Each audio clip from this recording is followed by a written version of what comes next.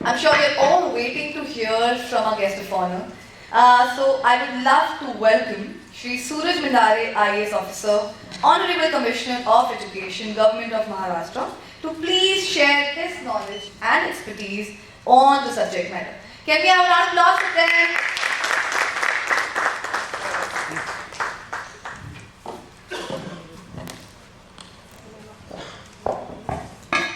Good morning, everyone. Namaskar, I should say. Because Namaskar, this is more attention and more response, as Manmeet ji said in the morning. It's always nice to be part of any gathering which is intending to have some changes in education and something to do with students. The focus should not go away from students. The first thing, let me make it very clear, because in most of the conferences and conclaves, I feel that many things happen which are actually medium, which are not the target. So let us be very clear about it. Our target is our students. The quality of education and the real profound development of a student is our target. Let's not overlook that. All other things are only medium to achieve this target. So these are the vehicles and the destination is student. So with this note, I would like to bring a few facts to your notice. What is the present state of education not only in Maharashtra but all over, which I was discussing with Dr. Jaresam. Now the name is also very interesting, time to grow. There are two components, time and grow. So our time has come. Everybody feels that our time has come now because we are the 1/6 part of the world. Our country hosts 1/6 of the population of the world. But are we sure that we are seizing 1/6 opportunities in the world? No, unfortunately no. How much is the percent? Very less, very less. Compared to other countries, we are not up to the mark yet. But there is an immense potential. So the time has come now because we see wherever we go in any international conclave or any international fora, we always notice that there is a huge demand for Indians, there is huge reliance on Indians, there is huge respect for Indians, and we are not capable of capturing that. So the time has come now and we need to grow. What do we mean by grow now? Again, you see, we have got a very big burden of legacy. Our education system started way back in 1838 when Macaulay wrote the Minutes on Education. That is still the foundation of education system of India. So 1838, 200 years ago, he wrote the Minutes on Education with a specific intention to get people trained for lower bureaucracy. That was the intention of laying down the education system. That was the intention behind breaking down the Indian education system which was prevailing at that time.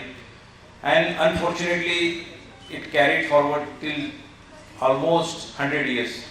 First revisit happened in 1947 when Dr. Radhakrishnan studied the system and brought in some changes. Then Mudaliar Commission came. Major change happened in 1964 when Kothari Commission was appointed, then entire thing was overhauled. And then 1992 when first national education policy was introduced. And thereafter we are revisiting our education system in 2020. So during the last 200 years, we have touched this subject only for 5 times. See the situation. World has evolved right from importing wheat to Chandrayaan. We have evolved that much, but our education system was revisited only for 5 times. So this is the legacy burden which we are carrying forward, which we should now give away. Let Macaulay rest in peace now, and let us have our own system.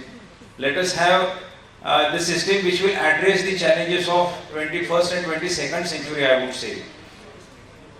But we are not doing that even today.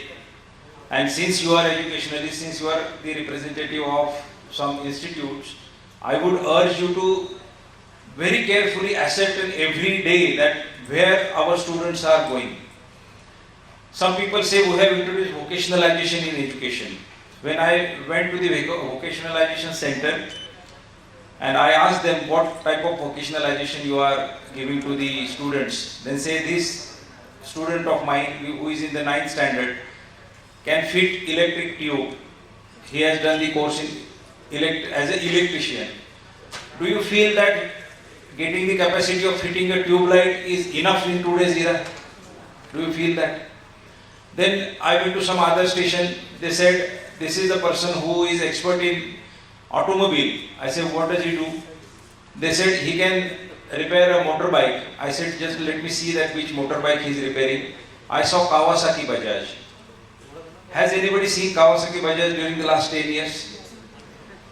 Most of the people have seen in their college years or school days, I think. So that model has gone out of business since long. Somebody say this gentleman is excellent in mobile repairing. He has got that acumen of a mobile and everything. So which mobile he is repairing? They showed me a button mobile of Nokia. So is this type of vocationalization in school or colleges will help anyway? Somebody says this is robotics. What is robotics? Making one small, assembling some small pieces and making that vehicle go here and there, then it will touch something, then it will return back. That's the end of the story of robotics for them. World is changing so fast that there is no generation gap now. Within the 2 generations, there is a generations gap. 3-4 generations are here and there. And we are not in a position to address that. Who will do that? Nobody from the Mars or nobody from the moon will come and address this. You and me will have to do all these things. And so this type of educational fair or this type of intermingling of various stakeholders can bring in great changes. We need to be very carefully, let it not be an event only, but we should fix the idea, we should freeze the ideas and we should carry forward those ideas. We should ensure that those ideas really take shape of reality. Then only I feel we can move ahead and match this time and grow both together. So I feel that everybody should see the world, what is happening around. There is a huge demand, not only just from the career point of view, but we have to be better citizens also. This was not that intensely expected from the earlier generations because everybody was happy with whatever he was having. But today there is a great restlessness among new generations.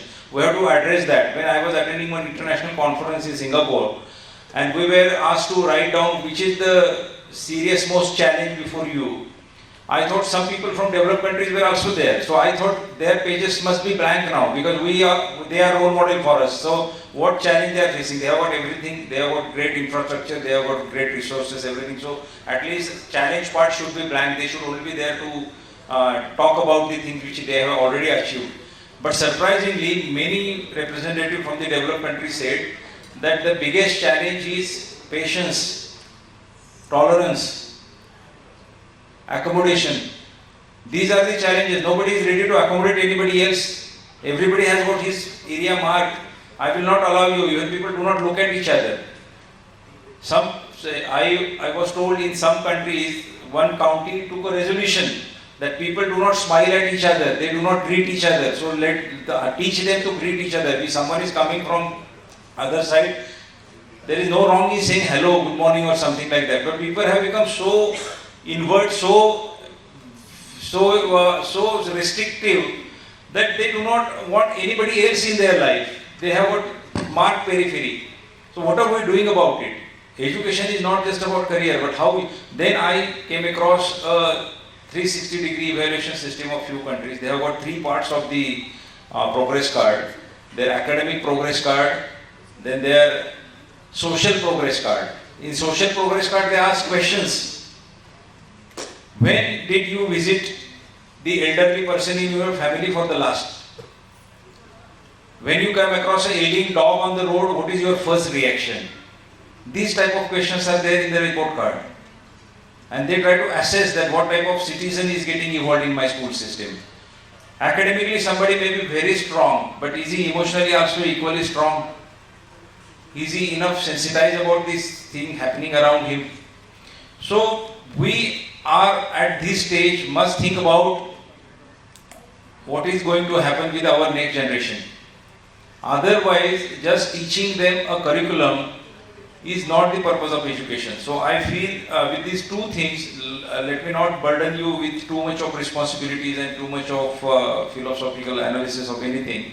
I stop here with the two takeaways which I would like you to take from my speech. One is that we have got immense responsibility towards our students. We must ensure that what exactly they are doing with whatever they are learning in the school. School is not a destination in itself. Their life is the destination, and whether the school is equipping them properly to face the challenges of life, because time is moving ahead very fast, and our schools must be the laboratories to make them capable enough to face every challenge of life and to be real asset of the country. So I extend my best wishes to Manmeet ji, Shashi ji and everybody who is present here.